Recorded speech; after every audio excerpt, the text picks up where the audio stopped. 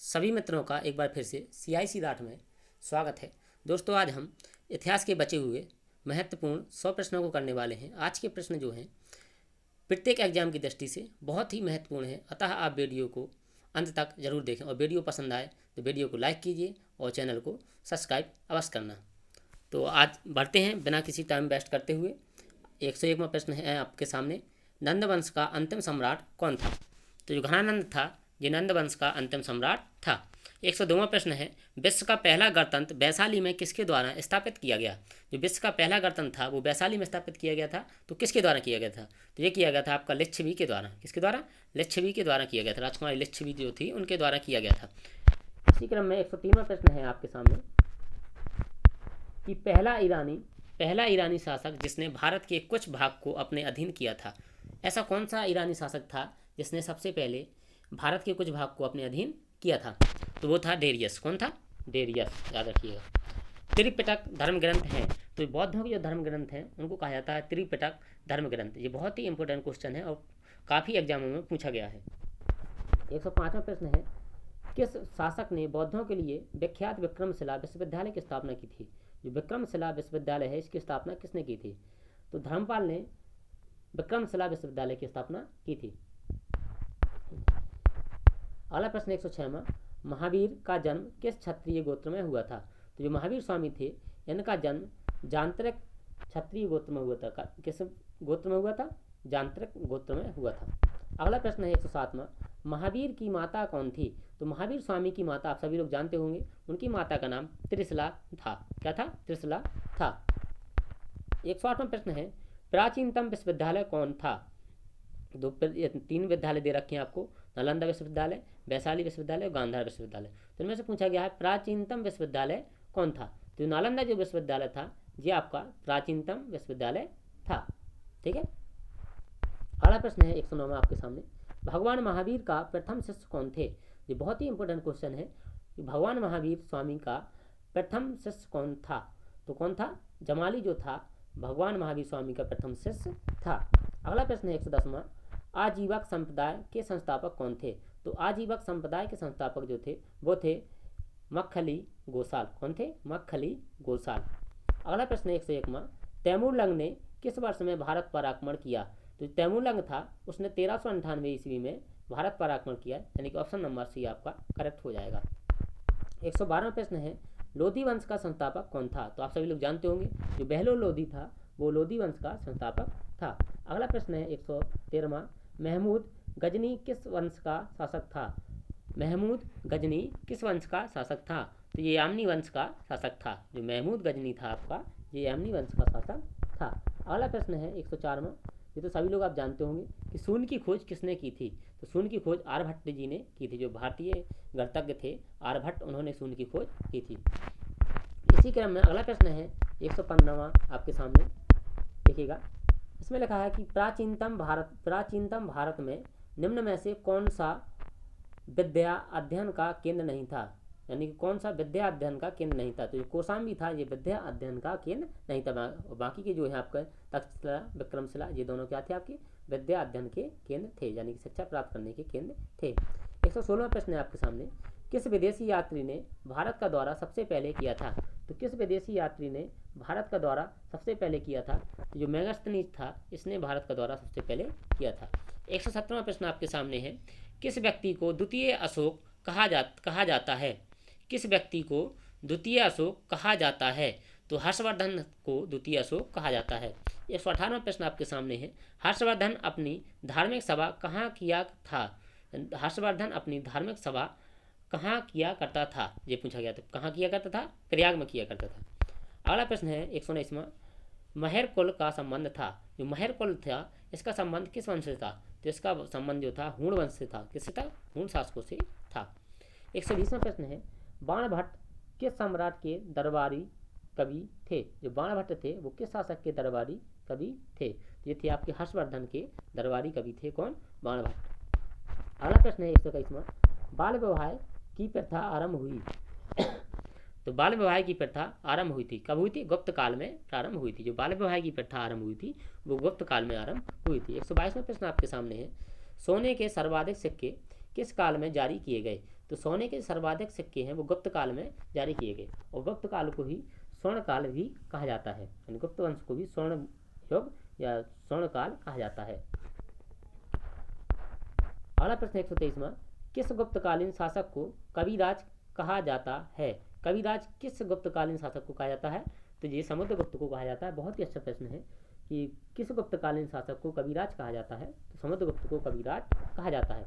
124वां प्रश्न आपके सामने है, गुप्त राजवंश किस लिए प्रसिद्ध था? जो गुप्त राजवंश था वह किस लिए प्रसिद्ध था? तो जो गुप्त राजवंश था वो कला एवं स्थापत्य के लिए प्रसिद्ध था।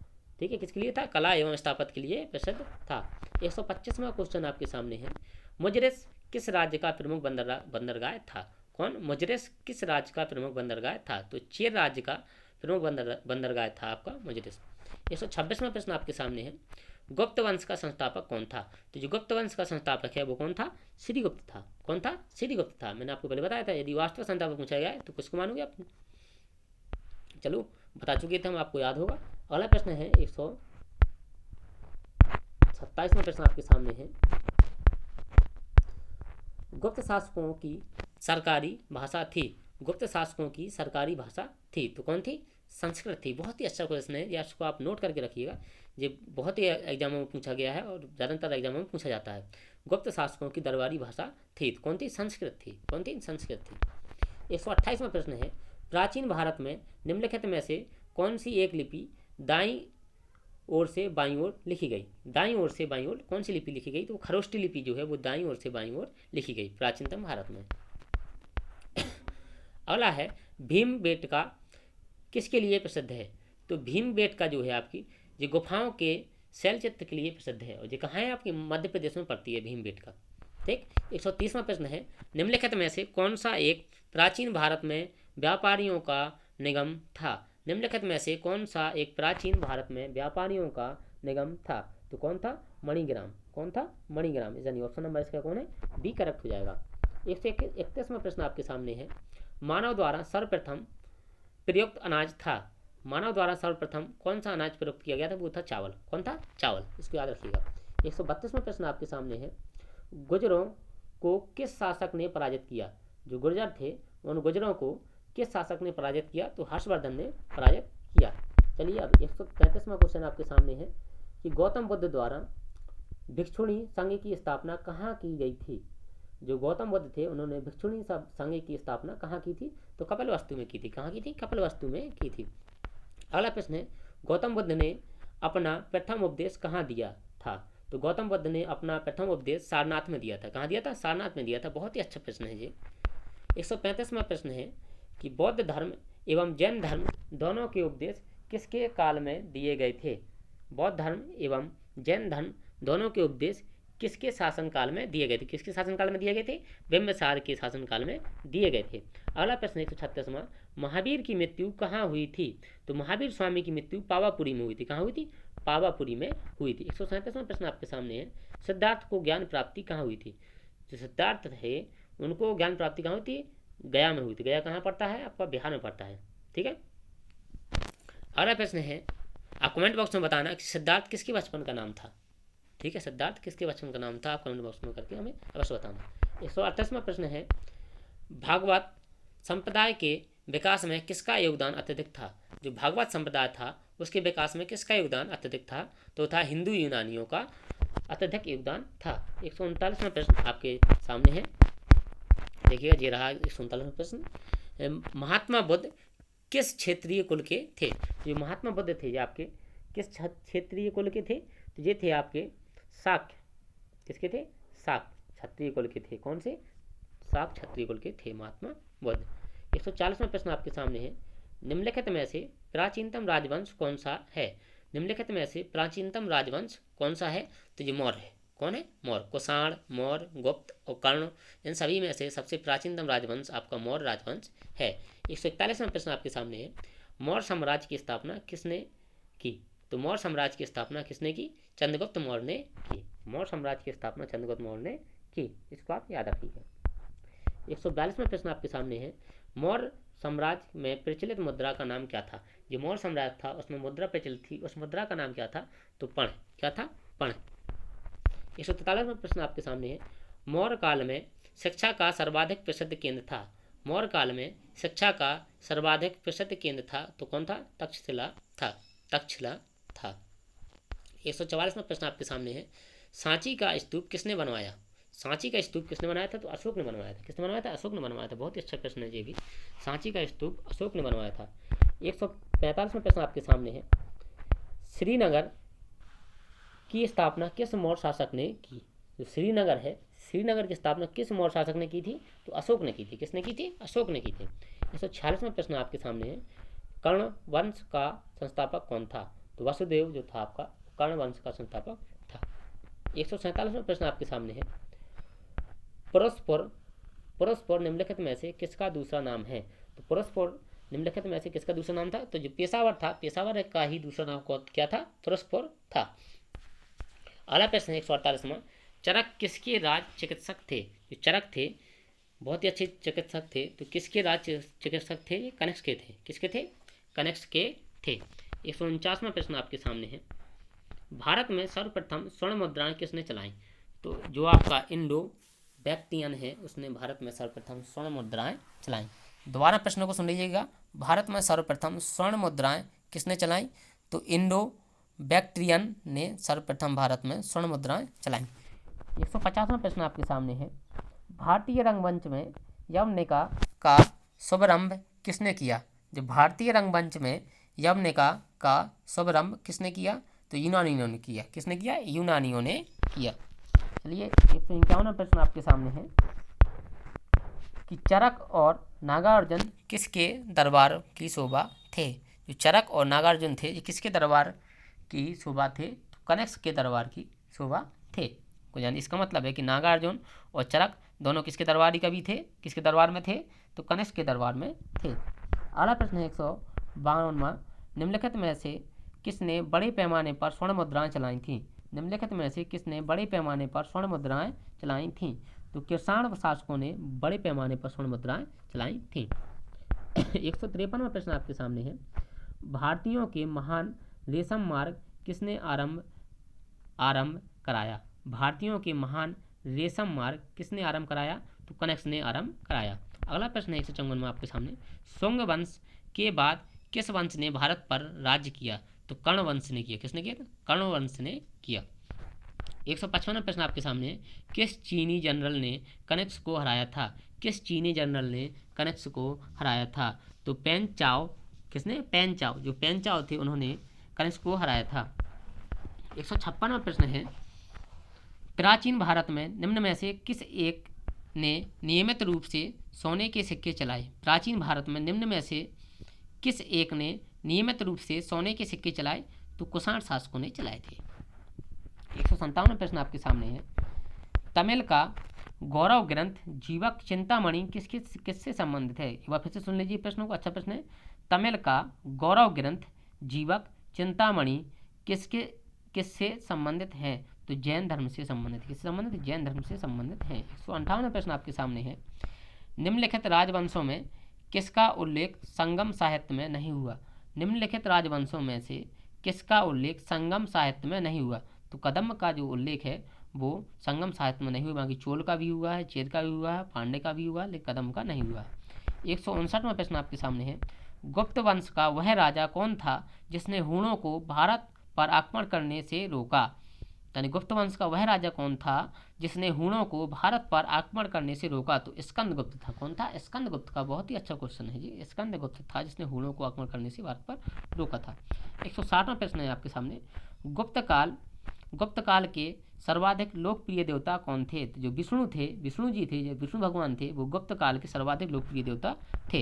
161वां प्रश्न आपके सामने है कि प्रथम भारतीय विद्वान कौन था? प्रश्न अच्छा है, सुनिएगा। प्रथम भारतीय विद्वान कौन था जिसने गणित को एक पृथक विषय के रूप में स्थापित किया था? तो कौन था? आर्यभट्ट जी थे। कौन थे? आर्यभट्ट जी थे जिसने गणित को पृथक विषय के रूप में स्थापित किया था। 162वां प्रश्न आपके सामने है, दिलवाड़ा मंदिर। दिलवाड़ा मंदिर कहाँ पर स्थित है? तो जो आपका दिलवाड़ा मंदिर है जी आबू पर्वत में स्थित है। कहाँ पर स्थित है? आबू पर्वत में स्थित है। 163वां क्वेश्चन आपके सामने है, देखिएगा। लिखा है, खजुराहो स्थित मंदिर का निर्माण किसने कराया? यानी जो खजुराहो के मंदिर थे इनका निर्माण किसने कराया था? जो बहुत ही अच्छा इंपॉर्टेंट क्वेश्चन है, इसको आप नोट करके रखिएगा। जो चंदेल राजपूत शासक थे, यानी कि चंदेल शासक थे, उन्होंने खजुराहो में स्थित मंदिरों का निर्माण कराया था, चंदेल शासकों ने। तो याद रखिएगा, बहुत अच्छा प्रश्न है। 164वां प्रश्न है, लिंगराज मंदिर की नींव डाली थी। ये भी अच्छा प्रश्न है। लिंगराज मंदिर जो है उसकी नींव किसने डाली थी? तो यायाति केसरी ने डाली थी। किसने डाली थी? यायाति केसरी ने डाली थी। 165वां प्रश्न आपके सामने है, उस शासक का नाम क्या है? उस शासक का नाम क्या है जिसने विजय स्तंभ का निर्माण कराया था? विजय स्तंभ का निर्माण किस शासक ने कराया था? तो राणा कुंभा जो थे। कौन थे? राणा कुंभा जो थे, उन्होंने विजय स्तंभ का निर्माण कराया था। अगला प्रश्न है 166वां आपके सामने, सैन वंश का संस्थापक था, यानी स्थापक या संस्थापक बात वही होती है। तो सैन वंश का संस्थापक था जो सामंत सेन था। कौन था? सामंत सेन, यानी कि ऑप्शन नंबर जो बी है आपका, सामंत सेन, ये सैन वंश का संस्थापक था। 167वां प्रश्न आपके सामने है, पाल वंश का संस्थापक था। तो पाल वंश का संस्थापक गोपाल था। कौन था? गोपाल था। पाल वंश का संस्थापक कौन था? गोपाल था। जो धर्मपाल है, इन्होंने विक्रमशिला विश्वविद्यालय की स्थापना कराई थी, पहले भी इन्होंने बताया था। धर्मपाल भी आपका पाल वंश का शासक है। अगला प्रश्न है, अजय पाल संस्थापक थे। तो अजय पाल ने किसकी स्थापना की थी? अजमेर की स्थापना की थी। किसकी? अजमेर की। 169वां प्रश्न आपके सामने है, किसने सोमपुर, सुनिएगा प्रश्न, किसने सोमपुर महाविहार का निर्माण कराया था? सोमपुर महाविहार का निर्माण किसने कराया था? तो धर्मपाल ने कराया था। किसने कराया था? धर्मपाल ने कराया था। बहुत ही यशस्वी शासक था धर्मपाल, पाल वंश का। 170वां प्रश्न आपके सामने है, विक्रमशिला शिक्षा केंद्र के संस्थापक का नाम है। विक्रमशिला शिक्षा केंद्र के संस्थापक का नाम है, तो कौन है? धर्मपाल है। अभी अभी मैंने आपको बताया, पिछले क्वेश्चन में भी बताया था। अगला प्रश्न 171वां, यादव सम्राटों की राजधानी कहाँ थी? जो यादव सम्राट थे, इनकी राजधानी कहाँ थी? तो देवगिरी में थी। कहाँ थी? देवगिरी में थी। 172वां प्रश्न है, एलोरा गुफाओं का निर्माण किसने कराया था? जो एलोरा की गुफाएं हैं, इन गुफाओं का निर्माण किसने कराया था? तो राष्ट्रकूटों ने कराया था। याद रखिएगा, बहुत अच्छा प्रश्न है। एलोरा की गुफाओं का निर्माण राष्ट्रकूटों ने कराया था, राष्ट्रकूट शासकों ने कराया था। अगला प्रश्न है 173वां, पल्लवों की राजधानी थी। पल्लवों की राजधानी थी। ये क्वेश्चन थोड़ा मिसप्रिंट है, इसमें जो है पल्लवों की जो राजभाषा थी वो पूछा गया। पल्लवों की राजभाषा थी तो कौन थी? संस्कृत थी। कौन थी? संस्कृत थी। मिसप्रिंट क्वेश्चन है, थोड़ा आप इसको करेक्ट कर लेना। 174वां प्रश्न आपके सामने है, चोल युग किसके लिए प्रसिद्ध था? चोल युग किसके लिए प्रसिद्ध था? जो चोल युग था वो ग्रामीण सभाओं के लिए प्रसिद्ध था। किसके लिए था? ग्रामीण सभाओं के लिए प्रसिद्ध था। इसको याद रखिएगा आप। 175वां प्रश्न आपके सामने है, कहेंगे 175वां प्रश्न सामने भाई दिया गया, चोल साम्राज्य का संस्थापक है। तो चोल साम्राज्य का संस्थापक था वो कौन था? विजयालय था। कौन था? विजयालय था। अच्छा प्रश्न है, चोल वंश का संस्थापक कौन था? विजयालय था। 176वां प्रश्न आपके सामने है, रुद्रांबा कौन? रुद्रांबा किस राजवंश की प्रसिद्ध महिला शासक थी? रुद्रांबा किस वंश की प्रसिद्ध महिला शासक थी? तो ये आपकी काकतीय वंश की महिला शासक थी। कौन? रुद्रांबा। अगला प्रश्न है 177वां, किसने एकतादारी प्रथा चलाई? किसने एकतादारी प्रथा चलाई थी? जो इल्तुतमिश था उसने एकतादारी प्रथा चलाई थी। किसने चलाई थी? इल्तुतमिश ने एकतादारी प्रथा चलाई थी। 178वां प्रश्न आपके सामने है, भारत में मुस्लिम राज का संस्थापक माना जाता है। जो भारत में मुस्लिम राज का जो संस्थापक माना जाता है वो किसे माना जाता है? तो मोहम्मद गौरी को भारत में मुस्लिम राज का संस्थापक माना जाता है। आप इसको याद रखिएगा, बहुत ही महत्वपूर्ण क्वेश्चन है कि भारत में मुस्लिम राज का संस्थापक किसे माना जाता है? तो मोहम्मद गौरी को माना जाता है। 179वां प्रश्न आपके सामने है, किसने अपने आप को खलीफा घोषित किया था? किसने अपने आप को खलीफा घोषित किया था? मुबारक सहाय खिलजी ने। किसने? मुबारक सहाय खिलजी ने। मिसप्रिंट है, खिलजी। मुबारक सहाय खिलजी ने अपने आप को खलीफा घोषित किया था। 180वां प्रश्न आपके सामने है, कृष्णदेव राय किसके समकालीन थे? कृष्णदेव राय किसके समकालीन थे? तो बाबर के समकालीन थे। कौन? कृष्णदेव राय। अगला प्रश्न है आपका 181वां प्रश्न आपके सामने है, रबर शब्द किस खेल से संबंधित है? रबर शब्द किस खेल से संबंधित है? तो क्रिकेट खेल से संबंधित है। कौन? आपका रबर शब्द। बहुत ही इंपॉर्टेंट शब्द हो गया जी आज की दृष्टि से, क्योंकि आपकी IPL अभी स्थगित हुआ है, तो यहाँ से क्वेश्चन आपको बन सकता है करंट अफेयर की दृष्टि से। 182वां प्रश्न आपके सामने है, पुरुषों की बैडमिंटन प्रतियोगिता है। तो पुरुषों की जो बैडमिंटन प्रतियोगिता है ये थॉमस कप है। कौन है? थॉमस कप है। 183वां प्रश्न आपके सामने है, आगरा नगर की स्थापना किसके द्वारा की गई थी? तो आगरा नगर की स्थापना सिकंदर लोदी के द्वारा की गई थी, आप याद रखिएगा। 184वां प्रश्न आपके सामने है, लोदी वंश का अंतिम शासक कौन था? तो जो लोदी वंश का अंतिम शासक था वो इब्राहिम लोदी था। कौन था? इब्राहिम लोदी था। 185वां प्रश्न आपके सामने है, विजयनगर साम्राज्य की स्थापना कब हुई थी? तो 14वीं सदी में विजयनगर साम्राज्य की स्थापना हुई थी। 186वां प्रश्न आपके सामने है, बहमानी राजाओं की राजधानी थी? तो गुलबर्गा जो थी वो बहमानी राजाओं की राजधानी थी। 187वां प्रश्न आपके सामने है, देखिएगा, कृष्णदेव राय ने निम्नलिखित में से किसके साथ मैत्रीपूर्ण संबंध रखे थे? जो कृष्णदेव राय थे उसने पुर्तगालियों के साथ मैत्रीपूर्ण संबंध रखे थे। अगला प्रश्न है 188 में आपके सामने, किस सुल्तान ने अपनी आत्मकथा लिखी? इनमें से कौन सा सुल्तान है जिसने अपनी आत्मकथा लिखी थी? तो फिरोज तुगलक था। कौन था? फिरोज तुगलक ने अपनी आत्मकथा लिखी थी। 189वां प्रश्न आपके सामने है, लोदी वंश का सर्वाधिक शक्तिशाली सुल्तान था? तो लोदी वंश का जो सबसे शक्तिशाली सुल्तान था वो था आपका सिकंदर लोदी। याद रखिएगा, अच्छा क्वेश्चन है। सिकंदर लोदी जो था आपका लोदी वंश का सर्वाधिक शक्तिशाली सुल्तान था। 190वां प्रश्न आपके सामने है, रजिया बेगम को सत्ता आयोजित करने में किसका हाथ था? तो सत्ता अच्युत है करने में किसका हाथ था? तो तुर्की का था। अगला प्रश्न 191 आपके सामने, किसने भूमि मापने का पैमाना गज ए सिकंदरी का प्रचलन किया था? तो किसने किया था? सिकंदर लोदी ने किया था गज ए सिकंदरी का प्रचलन। अगला प्रश्न आपके सामने 192वां, नहर निर्माण करने वाला दिल्ली का प्रथम सुल्तान था? तो नहर निर्माण करने वाला दिल्ली का प्रथम सुल्तान गयासुद्दीन तुगलक था। कौन था? गयासुद्दीन तुगलक था। चलिए 8 प्रश्न और बचे हैं। 193वां प्रश्न आपके सामने है, अलाई दरवाजा का निर्माण किस सुल्तान ने करवाया? तो अलाउद्दीन खिलजी ने अलाई दरवाजा का निर्माण करवाया था। 194वां प्रश्न आपके सामने है, तैमूर के आक्रमण के बाद भारत में किस वंश का राज स्थापित हुआ? तो तैमूर के आक्रमण के बाद भारत में किस वंश का राज स्थापित हुआ? तो सैयद वंश का राज स्थापित हुआ। 195वां प्रश्न आपके सामने है, मोहम्मद गौरी किस वंश का था? तो मोहम्मद गौरी जो था आपका वो संसवनी वंश का था। किस वंश का था? संसवनी वंश का था मोहम्मद गौरी। 196वां प्रश्न आपके सामने है, निम्नलिखित में से कौन अपने को ईश्वर का अभिशाप कहता था? निम्नलिखित में से कौन अपने को ईश्वर का अभिशाप कहता था? तो चंगेज खां जो था, बहुत ही खतरनाक शासक था चंगेज खां, ये अपने आप को ईश्वर का अभिशाप कहता था। 197वां प्रश्न आपके सामने है, प्रसिद्ध ऐतिहासिक स्थल हम्पी किस जिले में स्थित है? प्रसिद्ध ऐतिहासिक स्थल हम्पी किस जिले में स्थित है? तो बेल्लारी जिले में स्थित है। कौन जिले में स्थित है? बेल्लारी जिले में स्थित है। 198वां प्रश्न आपके सामने है, विजयनगर साम्राज्य के वित्तीय व्यवस्था की मुख्य विशेषता क्या थी? विजयनगर साम्राज्य के वित्तीय व्यवस्था की मुख्य विशेषता क्या थी? तो भू राजस्व। कौन थी? भू राजस्व विजयनगर साम्राज्य की वित्तीय व्यवस्था की मुख्य विशेषता थी। 199वां प्रश्न आपके सामने है, बिल्कुल 2 क्वेश्चन बचे हुए हैं। 199वां प्रश्न आपके सामने है, इंकलाब का नारा किसने दिया? तो मोहम्मद इकबाल ने इंकलाब का नारा दिया था। आप सभी लोग जानते होंगे, बहुत ही प्रसिद्ध क्वेश्चन है, सभी लोग जानते हैं। और मुस्लिम लीग ने मुक्ति दिवस मनाया था, जी बहुत ही अच्छा क्वेश्चन है। मुस्लिम लीग ने मुक्ति दिवस मनाया था तो 1939 में मुस्लिम लीग ने मुक्ति दिवस मनाया था। तो ये जो 200 क्वेश्चनों की महत्वपूर्ण कुछ प्रश्नों की सीरीज चल रही थी वो आज खत्म हो चुकी है। यदि आपका प्यार और स्नेह मिलता रहा तो अगला वीडियो में जो अगला लेक्चर आएगा उसमें हम और किसी विषय से संबंधित महत्वपूर्ण प्रश्नों को आपके सामने रखेंगे। ठीक है, यदि आपको वीडियो पसंद आए तो चैनल को सब्सक्राइब कीजिए, वीडियो को लाइक कीजिए, शेयर कीजिए। धन्यवाद।